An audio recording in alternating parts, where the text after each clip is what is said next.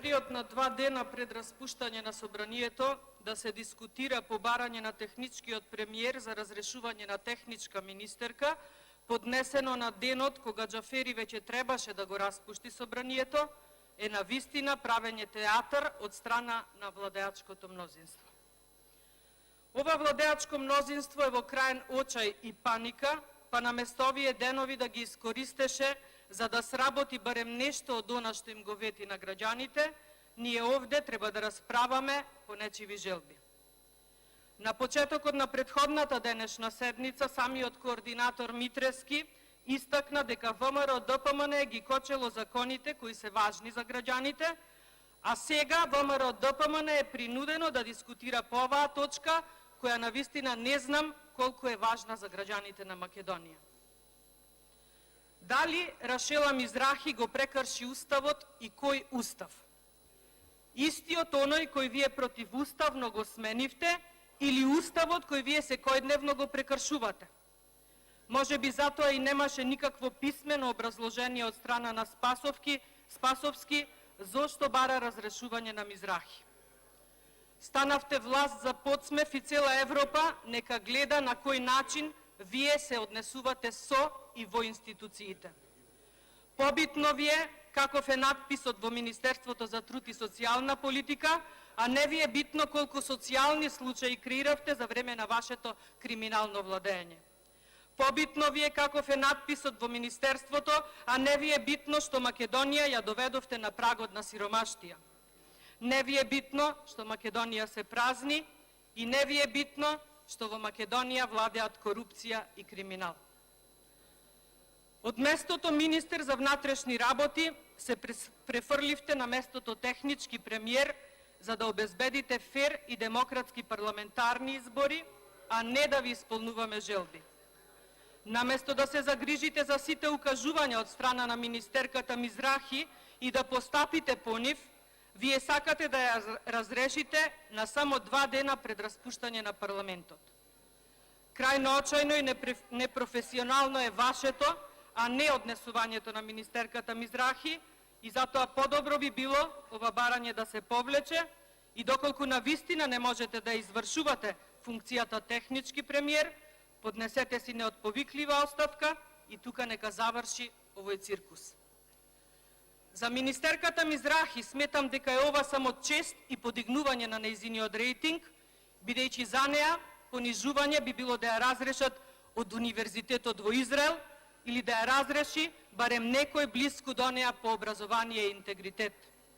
Може би ова и вие самиот лично да не го оправдувате и затоа немавте писмено образложение. Декорот во позадина кога министерката зборува пред медиуми е декорот кој го наследила од нејзината претходничка.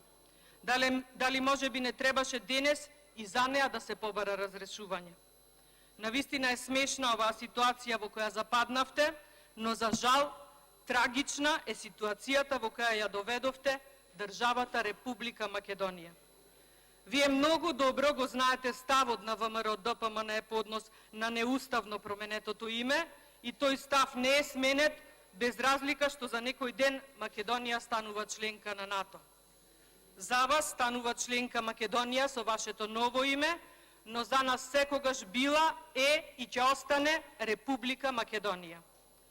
И кога сме веќе кај тоа, нели упативте протестна нота и до Пендаровски, кој на свечената седница во вторникот ниту еднаш не го спомена вашето ново име?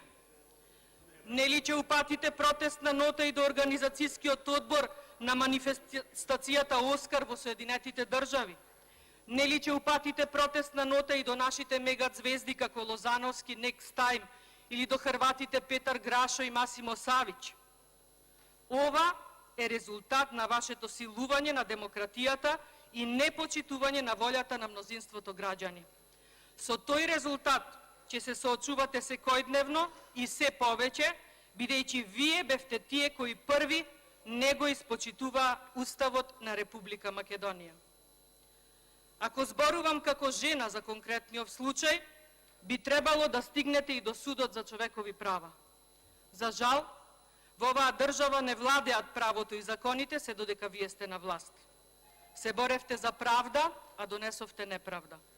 Ветувавте реформи, а реализиравте назадување на секое поле. Мизрахи треба да ви биде пример како еден министер во владата на секоја држава, па и на Република Македонија, треба да работи. Може би сатоа сакате да ја разрешите, за да не ви го расипува просекот. Вашиот просек како влада го креираат тендерашот Филипче, корумпираните Шеќеринска и Јанđушев, арогантните Манчевски и Николовски, неинформираната Апостолска и уште дузина анонимуси на кои гласот не им го слушавме за време на целиот нивен мандат. Вашиот просек е под секое ниво и затоа Рашела Мизрахи ви стана трн во окото. Квалитетот за вас е опасност, затоа што вие не го исползувавте како власт. Ова ви го кажа и вашиот Петар Атанасов. И наместо вие да се потрудевте барем малку од малку да почнете со вистинска работа изминативе месец и пол, вие ни барате разрешување на можеби најквалитетната министерка што некогаш ја имала било која влада во Република Македонија.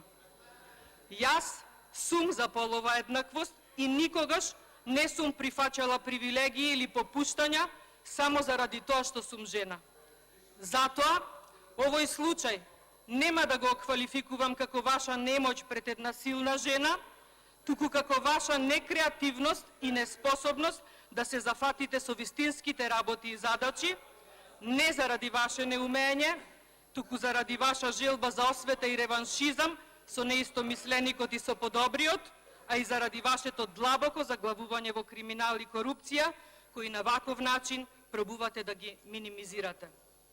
Инаку, според Пржинскиот договор, суштината на функционирањето на техничката влада е да се спречи институционална злоупотреба на ресурсите на државата во предизборни цели. Не е суштината техничкиот премиер да бара разрешување на министерка од опозицијата по неполни 2 месеци нејзино функционирање. Каде беше Оливер Спасовски да превземе нешто конкретно по однос на антисемитските изјави на неговите сопартици? Не ни очекував дека нешто ќе превземе како технички премиер, бидејќи и како министер за внатрешни работи не покажа вистинска борба со говорот на омраза. И ова денес е покажување на омраза кон неистомисленикот. Ова денес е покажување на немоќ за ништо конкретно и суштинско. Ова денес е покажување на слабост и очај. Македонската јавност нека следи и нека види на каков начин власта се однесува со опозицијата. Македонската јавност нека види кој тоа се повикува на почитување на уставот и законите. Македонската јавност нека види како еден премиер се однесува кон една министерка. Македонската јавност нека види дека власта предводена од Зоран Заев се обидува да ги искомпромитира министрите на ВМРО ДПМН без ниту еден збор како конкретно образложение и не случајно, ќе повторам, тоа не беше напишано на хартија.